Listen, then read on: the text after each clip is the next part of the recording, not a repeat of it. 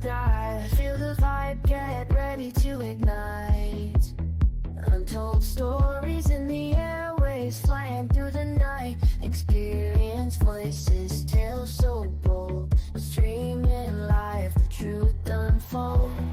Untold Radio Network, where secrets come alive. New episodes daily, the mysteries thrive. Great guests, super chat, so I remember right. Share and subscribe. Join the side where truth can't hide. Aliens in the attic, UFOs in the sky. Cryptids lurking, oh my, oh my. Ghosts in the hallway, whispering your name. The paranormal, the unexplained. Become a VIP, get the inside scoop. Unlock the mysteries, be part of the group. Live streaming stories, they're talking to you. Super chats buzzing, join the crew. Untold Radio Network, where secrets come alive. New episodes daily, the mysteries thrive. Great guests, super chat, it's a wild member ride. Share and subscribe, join the side where truth can hide. So if you've got the guts and you want to explore, tune into the Untold, it's what you're looking for. From aliens to ghosts and all that's unseen. Untold Radio Network, where the world's mysteries convene.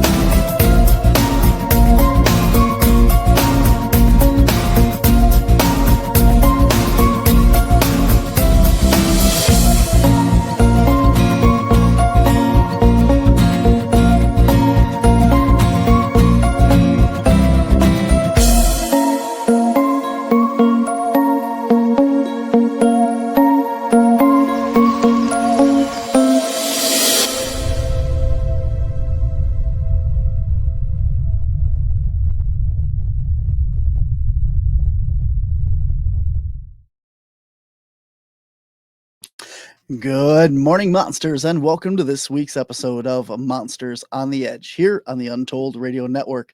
Good morning, Lee, and good morning, David. We are live in studio today. This is not a pre-recorded episode, so if you guys have any questions throughout the show, please throw them in the comments section, and we will get to them as soon as possible. For those of you who don't know, ladies and gentlemen, the Hairy Man of Dairyland, Wisconsin's Bigfoot documentary is out now by the Caps team. You can go and watch that on Paraflix Paranormal Plus streaming service, or you can get it on our Patreon page at Wisconsin Caps on Patreon. The links are on our website for your convenience. Coming up, guys, if you want to meet myself and the Caps team, we are going to be at the Paranormal Chicago Convention on June 7th in Countryside, Illinois. Admission is only $1, over 80 vendors and some amazing speakers at that event. I'm going to be at a bunch of library presentations across Wisconsin as well, starting in Lodi, Wisconsin, Cedarburg, Wisconsin. We are doing a special event with the Central Wisconsin CE5, doing some UFO gazing and stargazing July 19th. So if you guys want to come out and check that out, PBS Wisconsin is also going to be there filming for a documentary that day as well. And then, guys, I will be at UFO Days in Elmwood, Wisconsin in July, Silicon in Gaze, Illinois in September, Van Meter Visitor Festival in September, and the Neenah Public Library October 29th. We are also doing a paranormal investigation of the library that day, so you don't want to miss that one.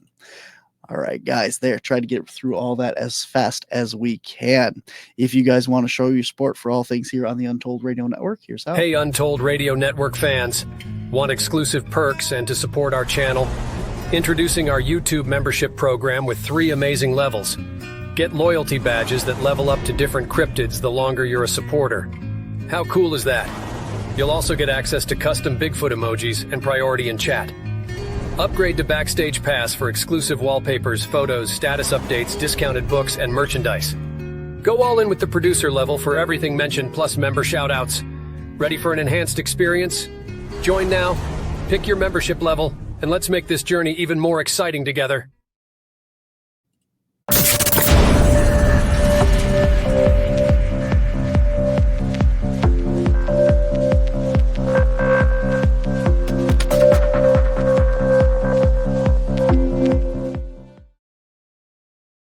All right, guys, I'm real excited for my guest today. He is Richard Freeman. He is a working cryptozoologist, author, and explorer. He searches for and writes about unknown animals. The melodramatic may call him a monster hunter. He has hunted for creatures such as the yeti, the Mongolian death worm, the giant anaconda, the almasty, the orang-pendek, the gull, the naga, the ninki-nanka, the Caspian tiger, and the Tasmanian wolf. He is the zoological director at the Center for Fortean Zoology, and this is the world's only full-time mystery animal research organization, and he is based in North Devon, England. The bio goes on and on. We could do it all day. Ladies and gentlemen, please welcome Richard Freeman. Welcome to the show. Thank you for being here. Oh, nice to be here. I am so excited to talk to you. I mean, like, you have, like I said, a bio that goes on for days and days and days with all the things that you've researched and written about and looked into. So I'm super excited to pick your brain today. So first, yeah, first of all, I want to talk a little bit about like cryptozoology, romantic zoology, zoology in general. You know, a lot of the people say like these creatures are all mythology or folklore and stuff that are in cryptozoology.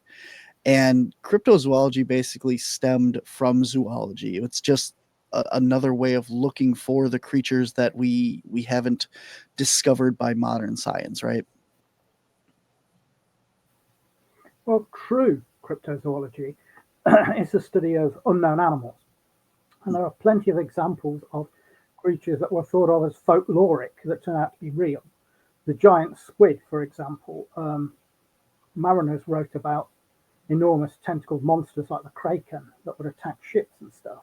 There was a very well respected French biologist called Pierre Denis de Montfort, who is an expert in mollusks, and he got talking to some of the American whalers from Nantucket that had settled in Paris, and they told him about finding these huge tentacles in the stomachs of sperm whales and sucker marks on the hides of sperm whales. And he concluded that there was an undiscovered species of giant squid. And for that, he became a scientific pariah. No one would employ him, and he died of starvation in a Parisian gutter in 1820. In the 1850s, the first giant squid was caught, and Pierre Denis de Montfort was right all along. And there are many examples. The mountain gorilla was thought of just a hairy giant from native folklore. Komodo dragon, completely mythological until just before World War I. And things keep being discovered. Back in 2017, they found a new species of orangutan, the Tapanuli orangutan. So this idea that there are no large animals left to be discovered and the world is completely mapped and all explored is completely false. Absolutely. So as I was kind of saying before the show, can you give me an idea? Like you've worked in zoology, you've worked in the zoos, you've been a zookeeper, and traveled all over the world looking for these things. When a new species is basically described by indigenous people or by travelers or something, like let's say like the okapi or the lowland gorilla or any of these individuals, what is the timeline between when something is thought to exist and we've actually proven it to exist? How many years of research did it take us to discover the okapi, to discover the Komodo dragon, and actually document that as a species? Well, both of these species were what's called ethno-known before, that the local people knew about them. And there'd even been reports from people outside of these groups. Usually, back in those days, it was when something got shot and transported to the west to inverted commas civilization. And the first Komodo dragons were caught, I believe, shortly before World War One, and some of the earliest ones were displayed in London Zoo. And the first gorilla on display in Britain was in the 19th century, the early 19th century, at one Welsh Travelry, which was able to pull a horse and cart, the cages, from place to place. And it was mislabeled as a zoo. Apparently, they fed it on roast beef, Yorkshire pudding, and beer. So if I'd have been around at the time, I'd have been dressing up in a gorilla costume if they were feeding it on beer and roast beef. But these days, it depends on what kind of specimen you've got. If you've got a good piece of the animal, like the skull, the hide, or something like that, that it's looked at, and it can be looked at by experts, and it can be proven pretty quickly. But it also depends on the size of the animal. There's this strange, unscientific idea and resistance to there being large unknown animals. For instance, the orang-pendek from Sumatra, some of its hair was examined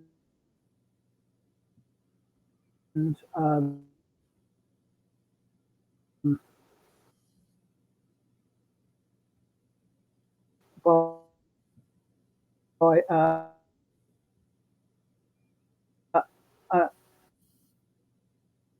an Australian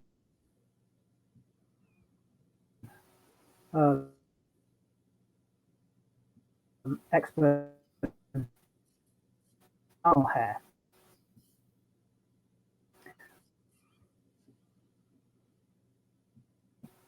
Not the way to do science. Your video stream and your audio is kind of really lagging behind. We're having a little bit of a trouble hearing you.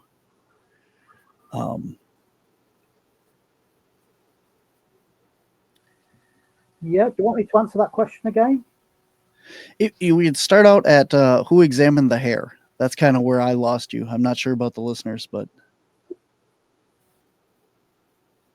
The hair, it was examined by I can't remember the gentleman's name now. He's passed away now, but he was a German guy living in Australia who was an expert in mammal hair. He examined the hair, and together with a colleague of mine called Adam Davis, they prepared a paper for the magazine Nature, and it was rejected because the orang-pendek was a large animal, and the editor said if this was a new species of mouse there would have been no problem, but as it was a large animal, an ape, they objected to it. And I found hair from the orang-pendek. The orang-pendek is an upright walking ape from the island of Sumatra, about 3 to 4 feet tall but very powerfully built. I found some hair from that, and it was examined by a guy called Lars Thomas from Copenhagen, another expert in mammal hair, and he concluded that it was related to, but distinct from, the orangutan. So it looks like it's a ground-dwelling, upright-walking species of orangutan, utterly unknown to science. And as I said before, it was only in 2017 that a new species of orangutan, the Tapanuli orangutan, was found in Sumatra. So it shouldn't come as too much of a surprise. Mm-hmm. So do you think that this is just another subspecies of orangutan? I think it's a distinct species. There are 3 known species of orangutans now, Bornean, Sumatran, and Tapanuli. And we know from the fossil record that there were other species of orangutan, and they all speciated before the islands broke up, because Java, Sumatra, Borneo, and the Malayan Peninsula were all part of one landmass, once called Sundarland. And due to changing sea levels, the dropping of the sea levels, Parts of it became the islands of Borneo, Sumatra, and Java. And the Javan, Sumatran, the Bornean, Sumatran, and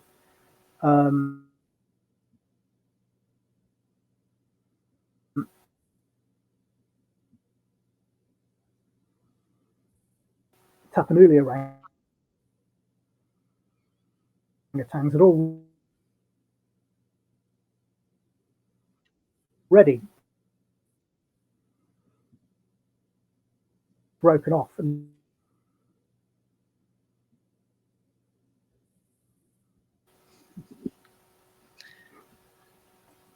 We're still having some slight lagging issues here. I'm wondering. I don't think that'll work. I got the most of that though. So again, though, going back to the initial question, when the people that were traveling, through the Congo and stuff, heard about like the gorilla, the lowland gorilla, or the okapis, or when they first heard about these large lizards, the Komodo dragons, how long would you say between like the first Western reports of these animals came through to when one was actually brought in?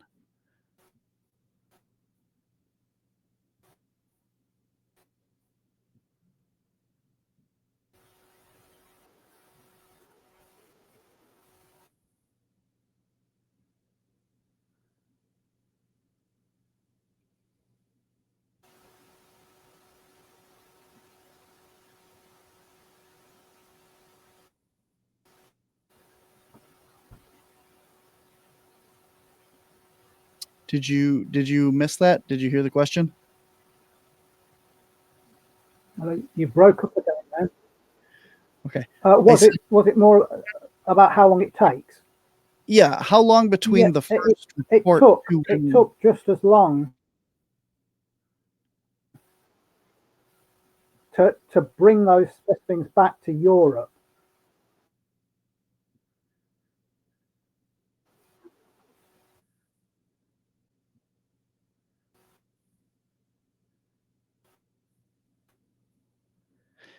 Unfortunately, you keep breaking up. Well, David says we should try and reconnect the stream. Let me try. If we want to back out of here, I'll redo the stream and we'll pull right back up if that's okay with you. Yeah, sure. I hate machines. They drive me up the wall. I hear you. So welcome back to the show. We are going to continue on our discussion here with Richard Freeman on cryptozoology. So the question that I was trying to get answered was, so from the time that someone spots an animal in the wild and to the time that it was discovered, what would you say is the average time between that? That's impossible to answer. It's different for every animal. Depends on who gets the specimen, if they get a specimen, how long it takes to get back to the West, to inverted commas civilization, and then how long they take examining it. Now, if I were to bring back an entire intact body of a yeti from Bhutan or somewhere, it would be pretty damn soon. If I bring back just a few bones, they'd have to look into the structure of the bones, the internal DNA, if they could get any out. So it all depends on what kind of a specimen it is, from where, and who's looking at it. No, that makes a lot of sense. So the reason why I keep asking this question, or trying to ask this question, is when we look at stuff like, the Bigfoot here in the United States, or the Loch Ness monster, and these creatures that have been theorized and searched for years and years and years. I mean, we're going on like 80 years now since the Patterson-Gimlin footage came out, that we still don't have this Bigfoot creature as a known species, right? So do you think that this is like a reasonable amount of time frame? Do you think this is something like the average discovery of a species would take with the amount of funding that we're given, or do you think that there's something else going on? Well, I'll give you an example. The snow leopard, which is a known animal, back in the 1970s, late 60s and 70s. A guy called Schaller, an American biologist called Schaller, went to, with the BBC, went to try and film it in the Himalayas. And they were there for something like 6 or 7 years before they got it on film. That's a known animal. Now, if you're talking about some sort of primate, be it a great ape or a relic hominin, a relation of one of the ancestors of man, that doesn't want to be found, it's going to be an awful lot harder to try and get it on film, because these things, unlike gorillas and chimpanzees, apparently they don't live in big troops. They live in small family groups or solitary. You don't get 40 of them charging around the forest like you do with gorillas. So I think the way to go with it is environmental DNA, eDNA. That's when you take DNA from an environment. Say water is a very good one. When animals come down to drink, cells slough off, and you can take samples from the water and see what's been drinking there. A good example was 2018. There was a British vet called Mark Evans, and he went to Bhutan in the Himalayas looking for the yeti. And he had a French geneticist with him called Dr. Eva Bellarmine. And she took samples from a mountain pool where animals drunk. And they found that the Marco Polo sheep, the world's largest wild sheep, had been drinking from there. And they were unknown in that part of the country. They also found the eDNA from a higher primate, and it didn't match anything.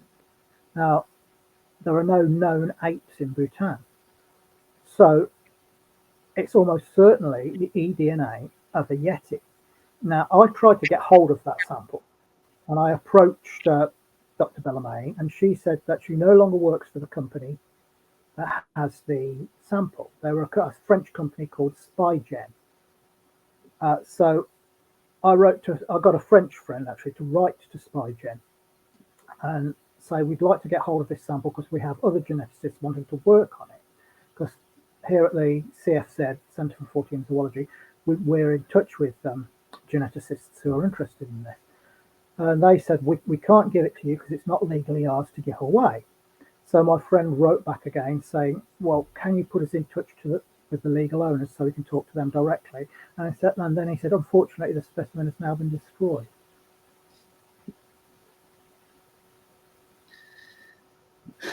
Why do you think that is? Like, we keep hearing stories, of like the government stepping in and, like anytime that a semi truck or something hits one of these creatures and there's supposedly a body, the body just disappears. Anytime somebody has any substantial evidence, supposedly it just disappears or it gets lost in the mail. And why do you think that, if possibly the government's involved, why are they trying to stop the discovery of these things? Well, in this case, I think it was probably incompetence rather than some sort of conspiracy. I think it was being held at some company who didn't know exactly how important it was, and it was just tipped away or accidentally lost. Or you wouldn't. Specimens get lost in museums all the time and mislabeled. And Delcourt's giant gecko was discovered in a French museum. And it was on display to the public, unlabeled. Nobody knew what it was or where it came from until a gecko expert saw it. And this thing is 1 meter long. It's about 3 feet long, the biggest gecko in the world. And they've worked out it comes from New Caledonia. But nobody knows if it's still around or not. But a gecko expert saw it and his jaw hit the floor. This was on display in a museum unlabeled. And I think it's likely that some orang-pendek material has been mislabeled in the past from colonial era, mislabeled as orangutan, and it's probably in the basement of some Dutch museum somewhere. I think that's a very fair point. I think we give all of our organization stuff way more credit than they deserve with the handling of new discoveries and the unidentified. Like you said, there's been so many cases of things being discovered just in museums because improper labeling or just people get a bunch of specimens at a time and don't know what they are and get stuffed in a drawer. Absolutely. I think it happens all the time. There are something ridiculous like 30 million specimens in the British Natural History Museum, most of which are off in jars in storage off show, and they go back to over 200 years. Wow. I read that the last thylacine, the pelt of that was missing for several years, and finally they found it in the drawer in the bottom of a museum as well. The last one at the London Zoo. Yeah, they did.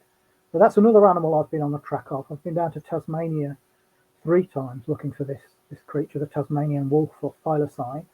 It's a carnivorous marsupial which resembles a wolf or a dog due to what we call convergent evolution, where two completely unrelated species, often opposite sides of the world, evolve to resemble each other because they're inhabiting similar ecological niches with similar evolutionary pressures on them.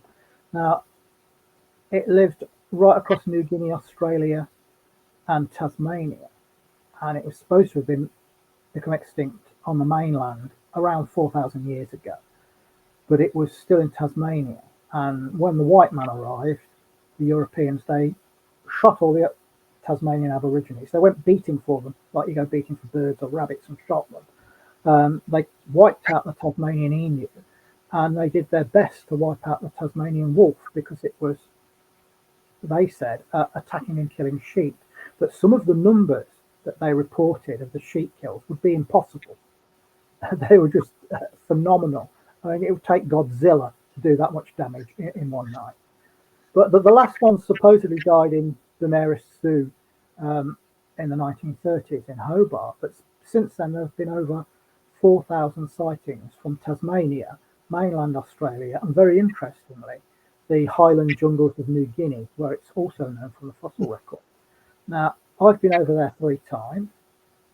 I've spoken to a number of witnesses, including a guy that used to work for a hydroelectric company. And he and 5 others were driving in a car one morning, going to work. One of these things came out into the road, and they all got a very, very good look at it. Another guy who owns an arboretum, he said that he was driving from the capital city, Hobart, to Launceston, the second city. And he saw a Tasmanian wolf running, and he had his wife in the car with him, running alongside the road, trying to get under a barbed wire fence. And another car stopped full of people, and they saw it. I've spoken to so many witnesses. It's been seen by a park ranger. It's been seen by a zoologist, Hans Narding, and there was even a computer program that predicted its continued existence. A guy called Professor Henry Nix wrote a computer program called BioClim, and it was meant as a research tool. So what you do is type in everything you know about your target species, everything you know about a certain area, and it will match the two up, and it will tell you where within that geographical range you're most likely to find the target species. For example, if you want to look for white rhinos in Botswana, it will tell you the best places to look for white rhinos in Botswana. And as an exercise, he did this with a Tasmanian wolf, and he found out that the computer program had a 95% match-up with where people were actually saying that they'd seen these things. So he's convinced that they're still around. And when you get out to the west of the island, I mean, the Tasmania itself is about the size of the country of Ireland, but it has less than 500,000 people living in it, mostly in the 2 major cities. When you get out of them, the towns are like villages, the villages are like hamlets, and then the west of the island, places like the Franklin Gordon Wilderness, there is nobody there, and it is just miles and miles and miles of forest. And one of the things that the old Bushmen who lived alongside the Tasmanian wolf when we knew it was around, they said it smelt like a hyena, because a lot of them have been in the Boer War in South Africa, and they said it smelt like a hyena. I was walking along a path once in the forest, and I got this smell exactly like a hyena. I used to be a zookeeper, I know what hyenas smell like. And it was as if something that smelt like a hyena had just crossed the path. Well, we've set up camera traps there and got all kinds of wildlife, but we've never found the Tasmanian wolf itself yet. I've been shown photographs of footprints that look very similar to those of the Tasmanian wolf, and I've talked to an awful lot of witnesses. So It's often been called the healthiest extinct animal you'll ever meet, and I'm inclined to agree. I think it's still out there. The two that I'm convinced of are the two that I've concentrated on the most: the Tasmanian wolf and the orang-pendek in Sumatra. I'm pretty sure, I'm 99.9% sure that they're both kosher. Interesting. Now, I don't like talking about things that could be hoaxed or faked, but I wonder. I've seen a couple posts about this trail camera here in the U.S. where supposedly a thylacine or a Tasmanian tiger wolf was photographed on a trail camera. I want to say it was in Wyoming. Yes, I think it was Wyoming. Yeah, it's almost certainly a hoax. I would put a substantial amount of money on that being a hoax because they weren't native to the USA. No. The only way that could have happened is if back before the 1930s, back in the early part of the 20th century or the late 19th century, a bunch of them was brought over, a substantial amount, and released, and then they survived. But we've had no reports or records of that before. This story has just popped up out of nowhere. So almost certainly a hoax. Now, I mentioned that the travelling menagerie earlier on, one Welsh travelling menagerie. There were a number of these around the UK in Victorian times. There is a story of a creature called the girt dog of Ennerdale. Ennerdale being a remote area of the northeast of England, it's still very rural. And in the early part of the 19th century, there were stories of this creature that they called the girt dog. Girt being local slang for great, meaning the great dog. And they said it killed sheep and drank their blood and ate the soft organs. And it looked like a huge dog with great jaws and stripes running down the back, which is an exact description of the Tasmanian wolf. So one theory is that they'd actually captured a Tasmanian wolf before it was actually scientifically described. One had been captured, transported to Britain and got free, because things got free from these menageries. A tiger got free and ate a woman once. And this thing terrorized the area for a couple of years until it was finally, it would kill any dog that was set on it, but finally it got shot and wounded and then overpowered by a pack of dogs. And its remains were in a museum in a town called Keswick for years until they began to rot and they were thrown out. So we'll never know for sure, was the girt dog of Ennerdale a thylacine? Well, the thylacines were very small animals. Like I don't know which breed of dog you'd compare them to, but they weren't very large animals, were they? They were roughly the size of an Alsatian dog. They were slightly smaller than a placental wolf, but they had a more powerful bite.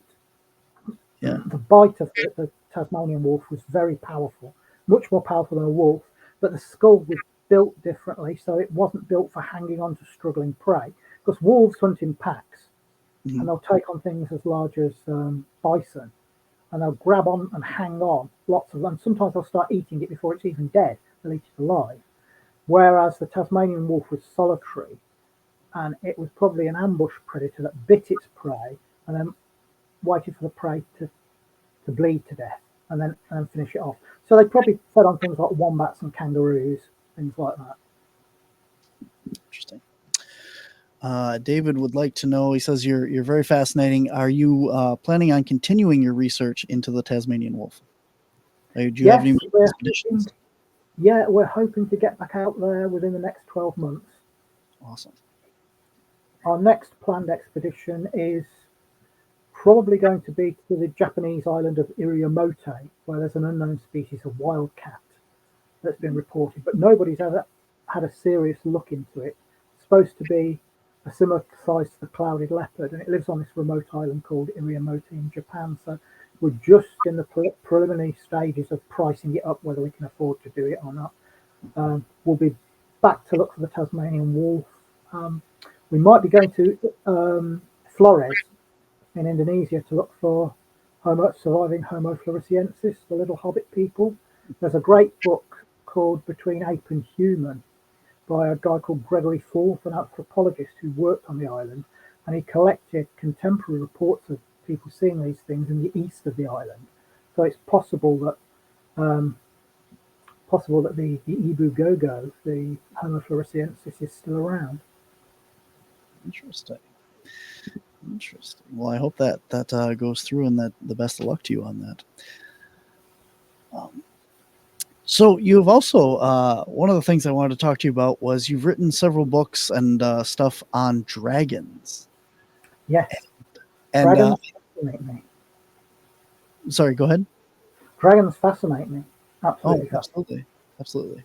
I do a presentation of cryptozoology here in the States and stuff, travel around to different places and talk about, and I talk about dragons in Wisconsin even. If you're familiar with Linda Godfrey, she wrote all the books on the Beast of Bray Road. And what a fantastic case that was. Yeah. She actually, in one of her books, she writes about dragons flying over Green Bay, Wisconsin here. Yes, it was a Conto Falls, if I remember. Yeah, a group of kids in a car park saw one fly over. White, 4 legs held up against the body, great bat-like wings, long neck, wedge-shaped head, long tail, spitting out balls of blue and orange fire. And then later, the parents and family of one of those kids also saw it over their house. So it's a mass sighting. We had a very similar sighting here in England in 2024 in a place called, I hate it when I go blank. Waverley Abbey in Surrey. There were a group of ghost hunters there one night in late December, and they weren't thinking about dragons. They were looking for the ghost of a monk. And I interviewed 5 of the 10 people that saw this thing. And initially, a Polish lady called Dora looked out from the castle and over some woods and saw an enormous bat-winged animal. She said the wingspan was about 10 meters, 33 feet, that circled round and then dived down into the trees. And I spoke to her and she was terrified. She was absolutely petrified of it.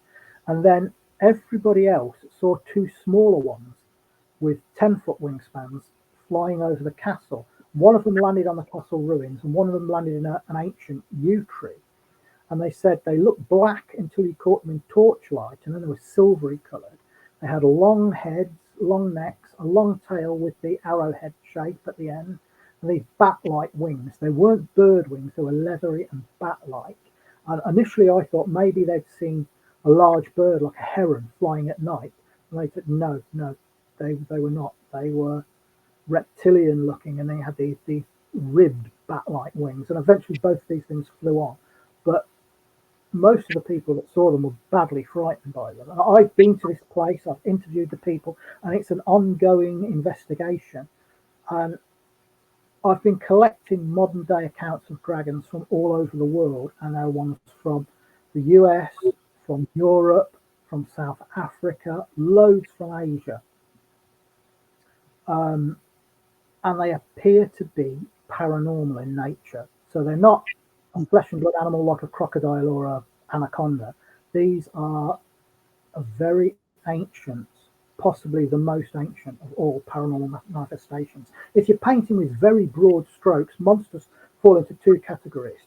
You've got your true cryptids, which are unknown animals like the yeti, the Mongolian deathworm, sea serpents, and things that are supposed to be extinct but might still be around, like the Tasmanian wolf and the giant ground sloth. And then you've got, for want of a better word, these paranormal ones, things like Owlman, Mothman, modern day sightings of werewolves, modern day sightings of dragons. And there are more modern day sightings of dragons than you would think. There are actually a hell of a lot. I talked to a guy who saw one in the 90s in the middle of a storm. He saw this thing with great wingspan flying in a storm. And he said it turned and looked at him with these eyes, and the eyes seemed to glow, and he was absolutely terrified. There's a case from South Africa in 1977 when a farmer heard his cows bellowing and screaming. He went out to investigate, and he saw this huge yellow bat-winged reptilian thing biting into one of his cows. And he said it had jets of smoke coming from the nostrils. And he said it was a literal dragon. Do you remember the volcano that went off in Iceland a few years ago? And a massive volcano, and it meant that most of the world's airways were affected, and a lot of air traffic had to stop for quite some time while this volcano erupted. Well, Lars Thomas, who I mentioned earlier, who does our hair analysis, he was approached by a guy from Iceland who knew he was interested in strange animals, and he said he was looking at the eruption through binoculars, and there was this great plume of ash, and he said then he saw what he thought was a plane in this plume of ash spiraling upwards, and he thought, goodness, there's a plane in this eruption. And then he said the plane started to beat its wings, and he said it was this immense dragon, and he says either I've gone mad, this is some sort of insanity, or I saw a dragon coming up out of the volcano.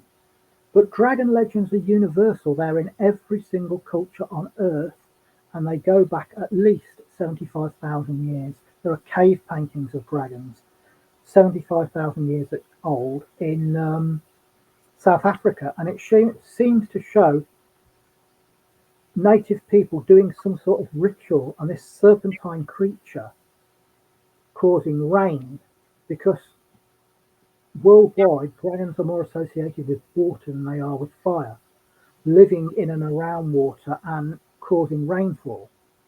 In China and Japan, throughout the Orient, they are associated with rainfall. Now, if you've never read it, there's a great book called The Dragon and the Disc by a guy called F.W. Holliday. It was written in the early 70s, but you can pick it up quite easily on eBay.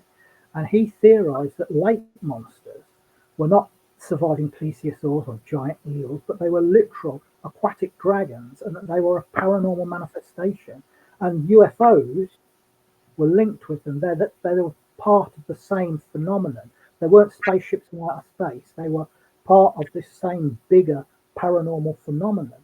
And he looked at the way lake monsters have affected some people that saw them.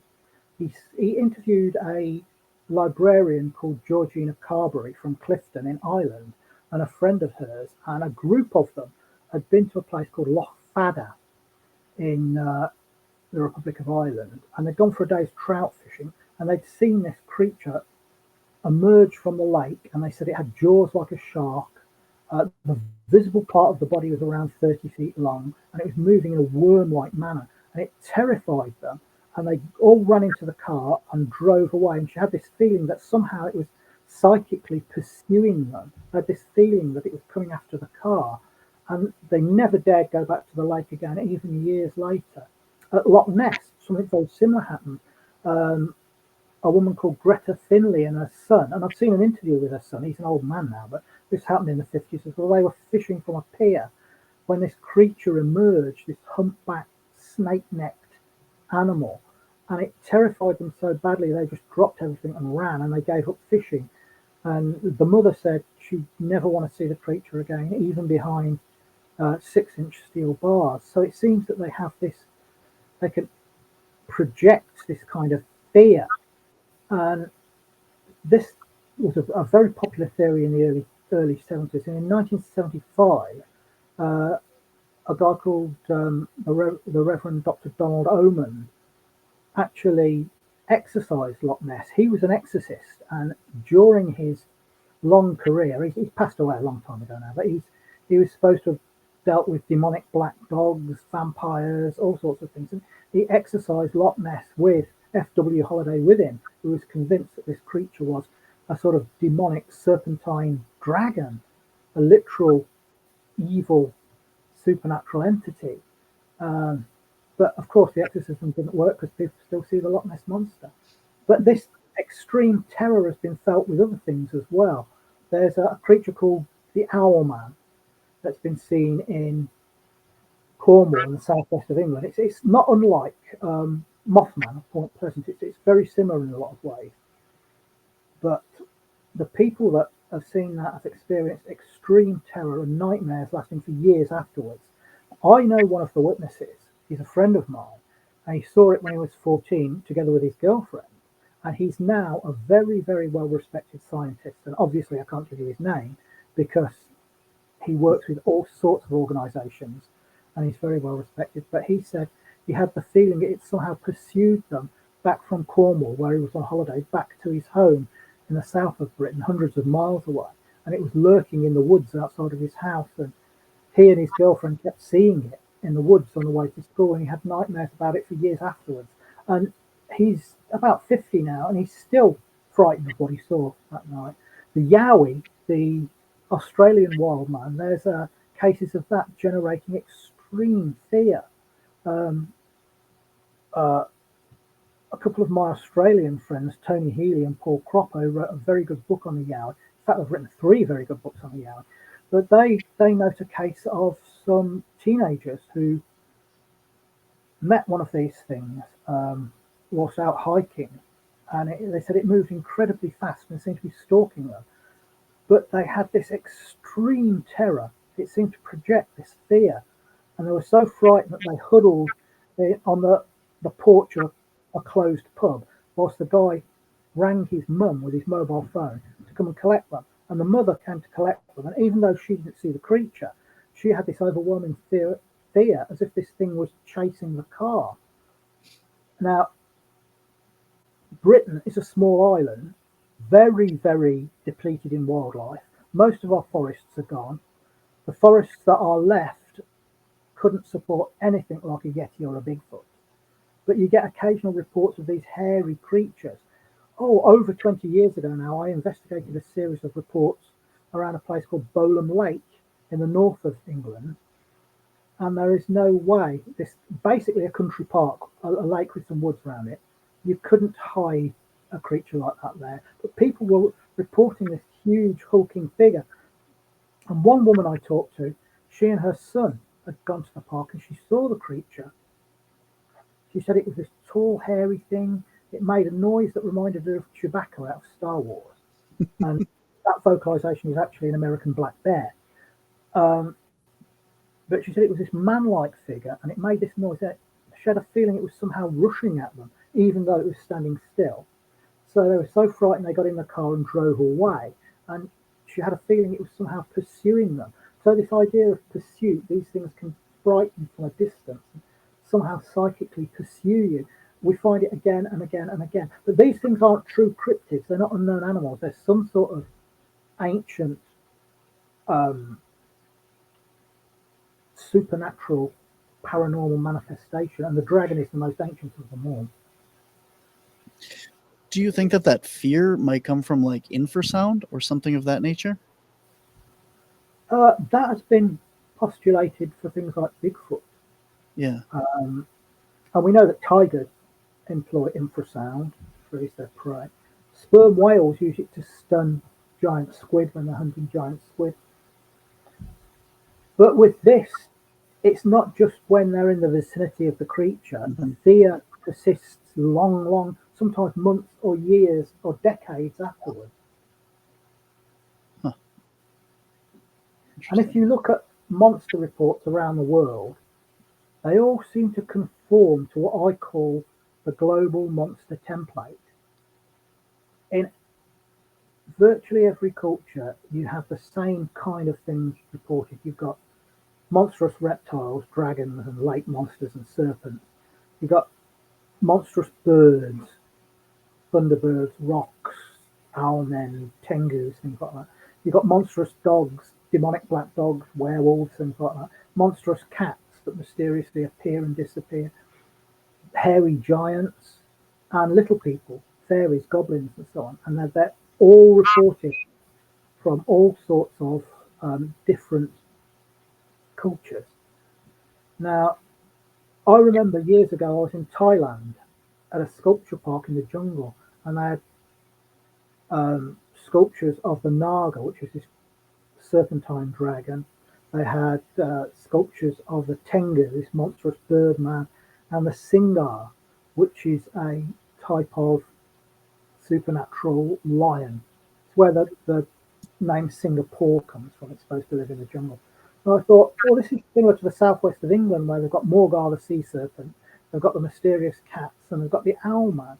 And that's where I got the germ of this idea from. And if you cast your mind back and imagine a couple of million years ago, our primitive ancestors were coming down from the trees in Africa. Changing climate meant the jungles were retreating and there were more savanna grasslands, and they were exploiting new kinds of food like carrion left by big predators. Now, out on the plains, they'd have been preyed on by big cats like leopard and lions, crocodiles, which are still today the most dangerous large predator going, pythons, large raptors like the martial eagle, and we know that from fossils of Australopithecines with claw marks in their skulls. And African wild dogs would have preyed on them, and they would have been in competition with other primates, some bigger, some smaller, like Dinopithecus, a giant baboon, and then there were larger, more robust Australopithecines, and there were smaller primates as well.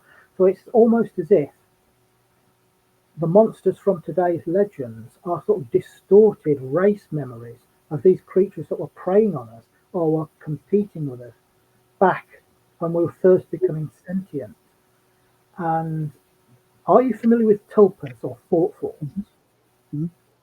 Well, my theory of the great monster template, the universal monster template, is that these terrors are gestalt subconscious thought forms that are, under certain circumstances, created by the subconscious of mankind, and then they can take on physical form and interact with their environment, leave traces, kill livestock, scare people, and then vanish again like ghosts. And Muslims talk about this race called the jinn, which they say are made from smokeless fire, which could be interpreted as energy. And then they say that the jinn take forms of dragons, great hairy apes, huge black dogs with burning eyes, monstrous birds, and monstrous cats. Is that a coincidence? It sounds like it's lifted straight from the template. And there was a guy called Franek Kluski in the early part of the 20th century, up to and around the First World War. He was a Polish medium operating mainly in Britain. And at his seances, he would manifest animals, including a huge bird that looked like a nightjar, and there's a picture of it sitting on his head. And other people at the seances said they saw a huge ape-like creature similar to what would be called a yeti or a Bigfoot today, a monstrous cat like a lioness, and a huge black dog.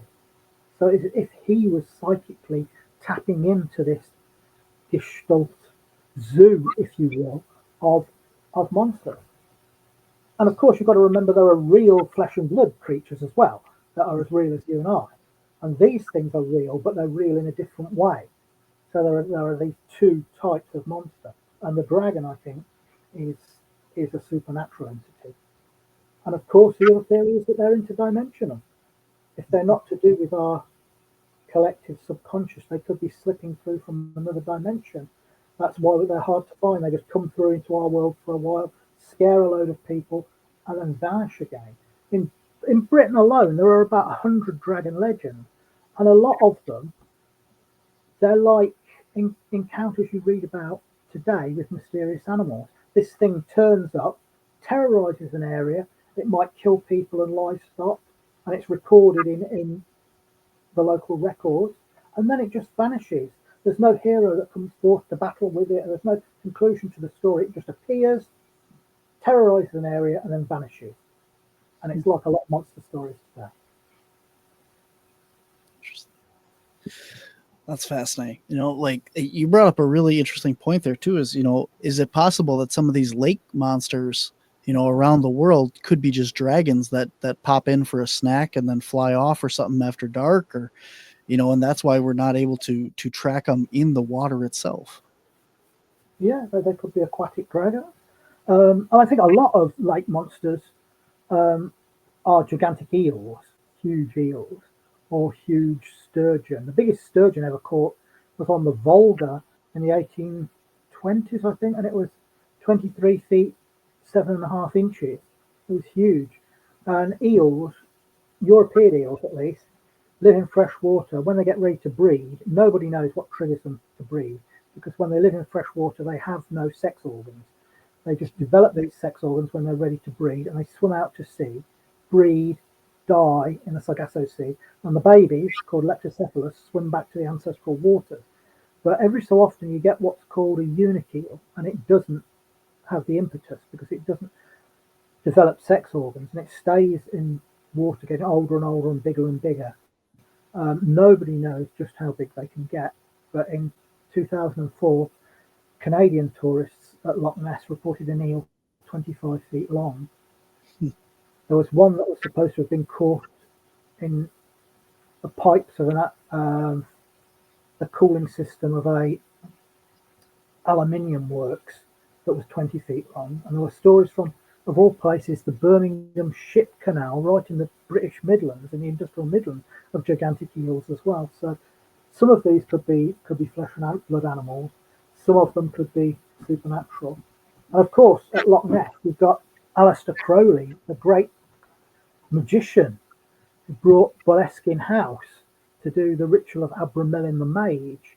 Abramelin the Mage was a guy who travelled through the Middle East looking for real magicians, and he's meant to have met a magician that taught him to do this rite, the rite of Abramelin the Mage, called so because he wrote it down. He didn't invent it, this old Egyptian magician invented it or researched it. And it took 18 months to do, and it required certain architecture. So Crowley started to do this right and brought it in-house because the architecture was right. He tried it in London and it worked because the architecture was right. It was to call down and bind the four great dukes of hell, one of whom is Leviathan, who was a sea dragon from Hebrew folklore. And the ancestry of Leviathan goes back further than that. It goes back through Tiamat, who was a dragon goddess of chaos, right the way back to the Sumerian Ker, who was the god of the void and chaos, who took the form of a great dragon. And the others were Belial, Lucifer, and Satan. Satan and Lucifer are two different entities. They've been conflated now, but they were two different things. But halfway through this rite, he was called away by MacGregor Mathis, who at the time was the leader of the Golden Dawn, of which he was a part of. And basically, Mathis just wanted to twist some money out of it. And he went all the way to Paris thinking that there's just some important occult thing occurring. And Mathis was just trying to scrounge money off him. So he broke off the ritual. And afterwards, he said the place was never the same. There were dark forms that seemed to crawl around Boleskine House. One of his teetotal servants started drinking and tried to kill his wife. Another one of them tried to kill Crowley. Crowley had to knock him out and lock him in the coal shed until the police came. And he left in the end. And there were various other people who had it. There was some colonel whose name escapes me now, some military gentleman had it, and ended up blowing his brains out. And his maid found the dog eating his skull. And then Jimmy Page, the musician, brought it. And his caretaker said, who lived there, said all sorts of weird things happened, especially when they were making alterations. A poltergeist outbreaks, and one night he awoke in bed and there was some pounding at the door, like some huge creature was outside the door, and he could hear it snuffling and breathing, and it was there until sunrise. And it's been burnt down twice recently. I've heard stories of werewolves being seen in the grounds of it. In the 1960s, the late 1960s, an American student found the remains of what looked like a magical rite. There was an altar cloth with Turkish writing on it, a conch that you could blow that made a braying sound, and red candles. And it looked like it had been just left, as if they'd disturbed whoever was doing it. And the altar cloth was taken to the British Museum. They identified it was the Turkish script for dragon. So now the place is being reopened to the public. It's going to be open to the public when they're repairing it at the minute. I'm not sure if it's open yet, but that's the plan. But all this weird stuff was happening around Loch Ness after Crowley had been doing his ritual. Wow. I was aware of some of that stuff, but that's really interesting. I didn't know all the stuff since he was there, so that's kind of cool. Or weird, I guess, but so we're at the end of our show today based on the 2 episodes and stuff here, and I don't want to take up too much of your time. We do have some questions for you if you got a couple minutes to hang around. Yeah. I'm not in any hurry tonight. I've got nothing on. Awesome. All right. Well, let's see. We're going back to the beginning here, and NW Native Tracker says the Australian yowie looks like the gugwe here in America. They are not Bigfoot. They are primate, unlike Bigfoot, which is a humanoid. Do you have any thoughts on that? Well, it wouldn't surprise me if there's more than one type of unknown primate running around North America. It wouldn't surprise me at all. There's a guy called Neil Frost who's just written a very good book called Fatfoot, Encounters with the Doulagar, where he postulates that the Australian yowie isn't a primate at all. It's a marsupial. Well, we talked about convergent evolution earlier on, and the Tasmanian wolf is an example of that, but there was the marsupial lion, Thylacoleo, which had a lifestyle like a big cat. And there was even a creature like a rhinoceros called Nototheria. So a lot of marsupials were convergent. And Neil Frost says, well, where are the convergent apes? Where are the marsupial apes? And he thinks that the yowie is related to these giant prehistoric kangaroos, which rather than hop, walked.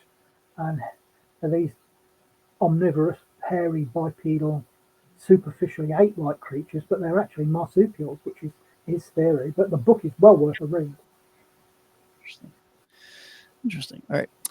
In all of your global expeditions, whether it be the Gobi Desert, the jungles of Sumatra, or the Himalayas, was there ever a moment where you felt you had crossed a threshold where the mystery you were chasing suddenly felt real, almost like a line between folklore and zoology had blurred? Oh, what a great question. Thanks, Dave.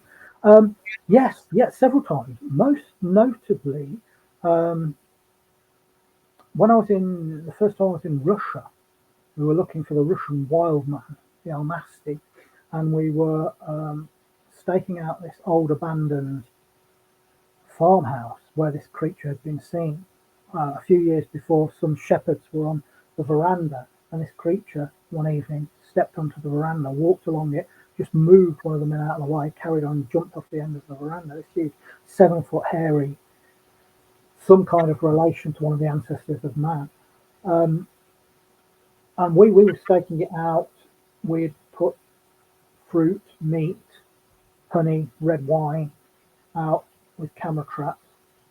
And one of the witnesses we spoke to said more than one of the witnesses we spoke to said that the vocalization was like a bird. They'd make a twittering sound like a bird, these creatures. And we were on the veranda just waiting in the darkness, and there was a twittering noise, and one of the camera traps went off, and I thought, wow, is that an almasty? This was about 10 o'clock at night. And then nothing happened for ages. So we went into the farm, this old farm, to warm ourselves. They had an old-fashioned range in there. The farm had been abandoned since the early 70s. One of my friends fell asleep on a manky old mattress, but myself and a friend called Adam Davis, we were there warming ourselves, and the door, which was about 7 foot tall, was slightly ajar, a few inches, letting moonlight and starlight in. And we heard a deep, guttural vocalization from outside. And I said to Adam, "Did you hear that?" And he said, "Yeah." 25 seconds later, something walks along the veranda. As it passed the door, whatever this thing was on 2 legs, it blocked out the sunlight, so that the starlight and the moonlight, to a height of over 7 feet. And it was on 2 legs. And I said, "It's out there on the veranda." We grabbed our cameras and went running outside, but all we found was silence and darkness. Whatever it was had vanished into the night. And in the morning, we checked all the camera traps, but all we got was vegetation moving. So was that an almasty? Were we in 12 foot of an almasty? Maybe. But when we were in the Gobi Desert is the size of Western Europe, and it's got about 1 million people living in it, mainly in Ulaanbaatar and Dalanzagad. When you get out to the Gobi Desert, you can drive for miles and miles and miles without seeing anybody or even any livestock. And we talked to about 24 witnesses who'd seen the death worm, and they were all describing an animal salami-shaped, scaly, reddy brown animal. It's some sort of burrowing reptile. It's not a worm at all. Maybe an amphisbaena or worm lizard type of reptile that burrows under the sand. But it's unknown to science, whatever it is, and they're all very, very frightened of it. But we also heard stories of contemporary sightings of dragons coming up out of wells. There was one case where a dragon was supposed to have been seen in a well, and it was in the Soviet period, the communist period, and local communist officials interpreted this as a religious story, so they poured oil down the well to show them that there was no dragon there. Within a week, 2 of the men were dead, and the other one apparently was impotent, according to the story. But there's another story of a travelling doctor, and instead of counties in Mongolia, they have these things called sums, which are areas, and some of them are at the size of a small country, and a doctor will go to the sum centre, the largest conurbation within that sum, to see people. And we were told about a doctor who was at one of these sums just a couple of years before, who had gone to draw water from a well, and when he went to draw the water, he said he saw a dragon coiled up in the well. And it had a face like a camel or a deer, horns, and a great coiled green body. So that was a doctor, an educated man. Interesting. Let's see. Techno Shaman said there's a massive story in the late 70s and early 80s with a werewolf in the UK. A guy got possessed, and there are documented police reports and everything. What do you think of the werewolf reports? Oh yeah, well there are contemporary werewolf reports today. My good friend Peter Laws went looking for one in Yorkshire a few years ago. But this one he's talking about, I think, is a Hexham case, very famous. And this was actually shown on primetime news in 1975. It started in the late 60s, 69, I think, where 2 kids in the village of Hexham were digging in the garden, and they found 2 heads, stone heads. One of them, they said, looked like a witch, one looked like a skeleton. And they brought them into the house, and then there were like poltergeist activity all around the house. And the neighbour said that they saw this half man, half beast creature. So a woman called Dr. Anne Ross, who is an archaeologist and an expert in Celtic Britain and the ancient Celts, took these to her house to examine them. And she said she woke up one night, and in the doorway was this creature, half man, half wolf, this black-furred werewolf, wolf's head, man-like hairy body, great teeth and claws. And it looked at her, turned, and then ran off down the corridor, and she could hear its feet padding. And then later, she and her husband had been out, and the daughter was in alone. And when they came back, she was in hysterics because she had seen it, and it acted in the same way. It looked at her, terrifying, and then turned around, vaulted over the banister, and ran down the stairs, and she could hear it padding as it went. But the thing is, nobody knows what happened to the Hexham heads. They were passed on to another guy to examine, and they appear to have been lost. And most of the people involved in it are now dead. Anne Ross is dead. And it's another thing that's probably in some museum somewhere. Now, another interesting aspect of that is if you look at werewolf legends in Europe, they don't look anything like the werewolves or dogmen reported today. They're not these half man, half wolf creatures you see from the movies. They are people that transform entirely into wolves. Indistinguishable from any other wolf except for maybe weird behaviour. And the stories went that they were given a belt or a coat of wolfskin by a sorcerer or the devil so that they could transform into a wolf to do mischief. I mean, the original werewolf stories may have started with wolves contracting rabies, so they lose their fear of human beings and then attack people and then pass on the curse by biting because they pass on the disease. But they're nothing like the werewolves of today, the wolfmen of today, which is really interesting. It's almost as if the phenomenon has updated itself to our expectations because of werewolves in cinema and literature are these half man, half wolf creatures, whereas the original werewolves looked wholly like a wolf. That's interesting. That's kind of like, like you were talking about earlier, more the tulpa behavior, the thought forms of adapting to what we Yeah, think we should see. Yeah.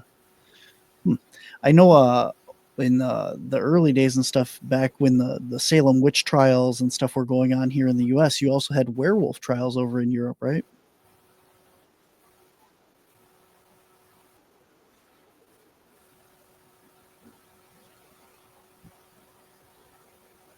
You glitched there. Did you had werewolf yeah, trials yeah. very similar to the witch trials in Europe, correct? Yeah. We had them in Europe as well. There was a guy called Peter Stump in Germany who was tortured to death because he said he became a wolf and killed lots of people. Jean Grenier was a young boy of 14 who said he would transform into a wolf and eat people. And he once tried to eat an old woman, he said, but her flesh was as tough as leather, so he preferred eating children. Then there was the beast of Jardin, which was a fascinating case.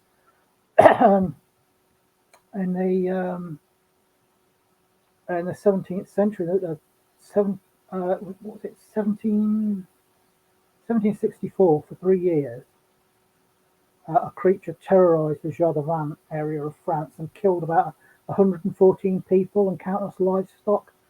And various people said they killed it. A large wolf was shot, but the people who were attacked by it said it's nothing like that. And then a peasant, shot a wolf dog hybrid, and again they said no. The survivors said there's nothing like that. But it would kill people with both teeth and claws. It would pull down cows and suffocate them to death, leap on their backs, pull them down and suffocate them by biting the throat. It would tear people's heads off. It was the size of a donkey, reddy brown, had a broad head, great teeth, a long tail with a tuft at the end, and it roared. And when you put it all together, they identified it together, it was a maneless male lion. We know it was male because it had testicles. One time it grabbed hold of a kid, and a woman jumped on its back and squeezed its balls as hard as she could. It let go of the kid and scalped her with its claws. Wolves don't attack with the claws, they attack just with the teeth. But unfortunately, the kid died and she was scalped. But it was a big cat and it was a maneless lion. And the thing is that at the time, this is before the French Revolution, the people in France, noblemen and noblewomen, often had private menageries, and there was a thriving trade in exotic animals not that far away from Jardin. And the Jardin case is only the best known. There are many other cases of strange beasts killing people and livestock. There's one in an area of France called Limousin, the beast of Limousin, which also sounds like a big cat of some sort. So it's probable that exotic animals are getting free from these private French menageries and eating the peasants. It's just that the beast of Jardin is the best known one internationally. But there's no doubt it was a lion. It roared, it had a tasseled tail, it killed like a lion. And some male lions don't develop manes. The famous man-eaters of Savo, which killed all the people on the railway in Africa in the late 19th century, they were two brothers and they were maneless as well. And they killed about 300 people before they were finally shot. Techno Shaman would like to know, have you covered Marduk? Marduk, the god who slew Tiamat, the dragon of chaos. He had in Babylonian legend, he had a bag containing all the winds in the world and a bow and arrow that shot lightning. And Tiamat was the mother of all the gods and goddesses, but also she represented the ocean and chaos. And when she opened her mouth to swallow him, he opened the bag of winds and they rushed into her body and made her bloat up like a balloon. And he shot an arrow into her jaws and she exploded. And half of her became the sea and half became the heavens and the land. What about Pazuzu? Pazuzu, he's best known for being the demon or jinn in oh God, what's a horror film with a girl that gets possessed? Oh, bloody hell, not The Omen, The Exorcist. Yes, and he has the head of a bird and bird's wings and a man's body. But if you look at him in actual mythology, he wasn't evil. He was supposed to keep away evil spirits. And he has a pine cone, and he dips this into herbal mixtures and liquids and sprinkles it to keep things away. But the interesting thing is this motif of a bird-headed man with wings. It's found again and again. You've got the Garuda in mainland Asia, and then the Tengu in Japan, and these bird-headed bird-human hybrids. The harpies from Greek mythology, which are the other way around, women's heads on birds' bodies. Interesting. Oops, hang on. Yep, there we go. All right, so South Downs National Park, England. Locals reported encounters with growling humanoid creatures navigating steep terrain with unsettling ease. Witnesses described the entity as exhibiting behaviors and physical characteristics that led some to believe it not to be human. Well, you do get these reports of Bigfoot-like creatures in Britain. As I said earlier, there is no way a creature like that could live undetected in Britain, because you can't just have one. You've got to have a base population to prevent genetic drift. And they would be seen all of the time. I mean, the biggest forest in Britain is in Scotland. It's the Cedar forest I can't remember the acreage of it, but it's tiny compared to the forests in the USA and Canada. So these creatures, I think, are paranormal manifestations. Some of them are mistakes, mistaken identities. Some of the people involved in British Bigfoot are just attention-seeking nuts who make things up. And you'll get that anywhere, but only to a small degree. I've found that liars and deliberate hoaxes are very much the minority. It's mainly mistaken identity. But some of them, I think, are paranormal manifestations. I mean, my friend John Downs saw one at Bowland Lake, and he's one of several people that saw it at the same time. And he described it as being black, about 7 feet tall, muscular, moving impossibly fast through thick vegetation, looking like a speeded up film, but it seemed to be two-dimensional. It seemed to be flat. He described it as like a man-shaped hole in reality. Yeah, one of the couple stories from Linda Godfrey of the Beast of Bray Road here in Wisconsin describes it as being two-dimensional, like a cutout as well, like a shape. I find that really interesting. That Linda Godfrey I knew Linda Godfrey. I never met her face to face, but I spoke with her a lot online. She was such a kind-hearted person and a great researcher, and I love her books. I think one of the first sightings of the Bray Road beast, the one where it lifts the dead deer off the back of a truck. I think that was probably a bear with mange. Because if you see a black bear with mange, they do look like werewolves, especially when they're standing on their hind legs. But some of the others clearly weren't, the ones that attacked cars and ran on their hind legs. So it's often the case with many ongoing Fortean cases. It's not an either or.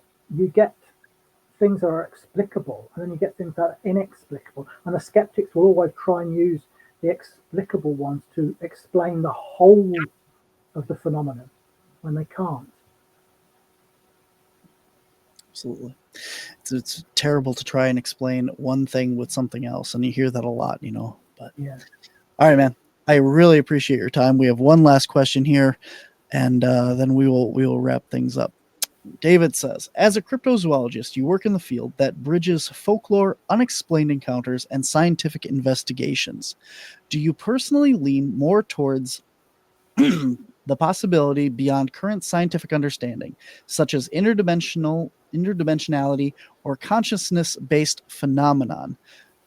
Do you stay grounded primarily in biological science and zoological possibilities when evaluating cryptids? Hopefully I put that together right. Yeah, it makes perfect sense.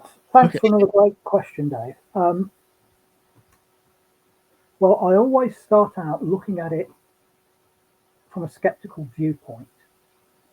You have to clear away all the other possibilities before you look at something strange. So you say, has this person seen a known animal? Has this person been a victim of a hoax? Are they just mistaken? And with most of the things I look at, particularly if we pay for our expeditions out of our pocket, except in the very rare cases we get TV companies to pay for them, and that's very rare. So we always go after something that we think has a good chance of existing, like the Tasmanian wolf, the orang-pendek, the yeti, stuff like that we think are real biological animals that can exist in the environments they're reported in. And they've been reported for a very long time by competent witnesses, like the Tasmanian wolf's been reported by zoologists and park rangers, as has the orang-pendek. So most of the stuff I work with are flesh and blood animals that are real in the same way that you or I or the gorilla at the zoo is real. But things like the dragons of Waverley Abbey, from the get-go, they can't be ordinary flesh and blood animals if they are what the people are reporting. Now, I thought initially they'd seen large birds like geese or swans or herons flying around at night when they don't usually fly.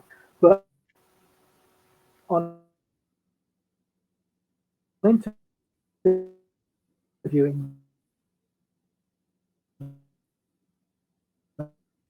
them,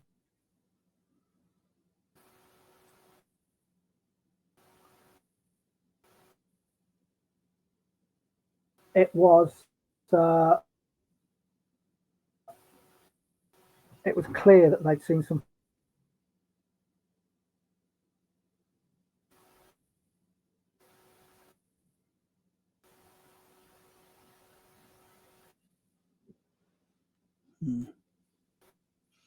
We have started to break up here again at the end. We glitched again then. We're glitching pretty hard right here. There we go. You seem to be back with us. Do you want me to do the second half of that answer again? Yes, please. Yeah. But as I was saying, so most of what we investigate are real flesh and blood animals. Occasionally, we get involved with things that are stranger, like the case of the Waverley Abbey dragons. At first, I thought that they had seen some large birds flying around at night, but having talked to them, it was obvious that it was something much stranger. Gigantic wingspans, leathery wings, reptilian, forked tails. So these can't be flesh and blood physical animals. There are not giant lizards flying around Britain, because we'd see them all the time. So it's obvious that this is a paranormal manifestation. So mostly I do flesh and blood animals, but occasionally I get caught up in the paranormal. And with the case of the Waverley Abbey dragons, it's utterly fascinating. Absolutely. One last comment here from David. Richard has forgotten more than we will ever learn. I sincerely reciprocate that statement, David. Amazing. Absolutely. I mean, like the pure fact that you know verbatim Linda Godfrey talking about the dragons of Green Bay, Wisconsin here. I mean, that just blew me away that you knew that account by heart. And it's just fascinating listening to you talk. And her books are brilliant, and she's left such a great legacy. I'm so sad that she's gone. I would love to have met her face to face. I have gotten the chance to talk to her on the phone a couple times, but again, also living here right in Wisconsin, I never got a chance to meet her either. So wonderful lady. Amazing books. Awesome. Well, do you have any new books coming out that you'd like to talk about, and where can people find more about you? Yeah, I have. My latest book is called The Highest Strangeness, and it's about high strangeness Fortean cases, monsters, ghosts, UFOs, and miscellaneous. Really weird stuff that if you're going to hoax a story, you wouldn't do something so bloody bizarre. So it's got giant ghost crabs, the glowing, bubbling, stinking, crawling ghost of a tree stump that haunted a former Doctor Who. We've got Jeff the Talking Mongoose. We've got a giant cat with human eyes that saved 2 children from a paedophile. We've got hairy sex dwarfs in South Africa. We've got the Irish water rhino. All sorts of freakish, odd, bizarre cases.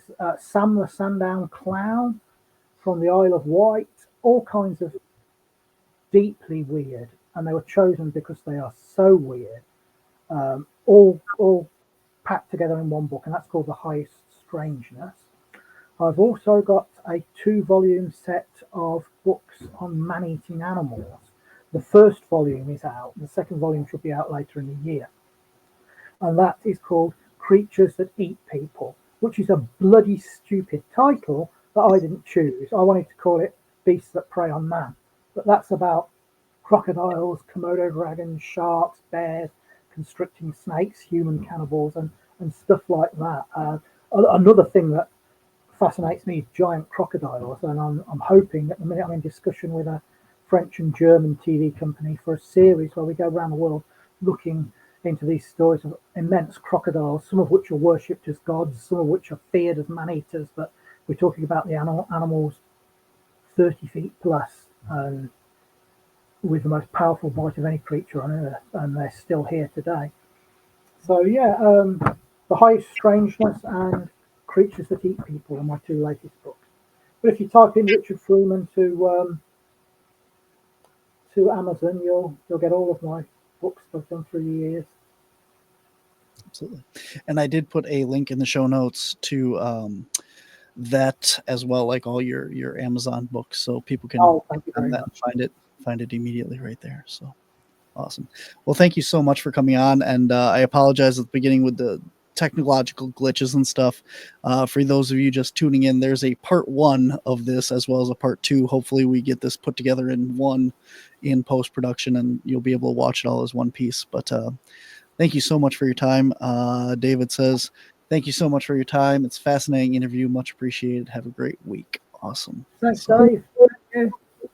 Awesome. It's very, very, very kind of you to share your time with us today, and I much appreciate it. So, Pleasure.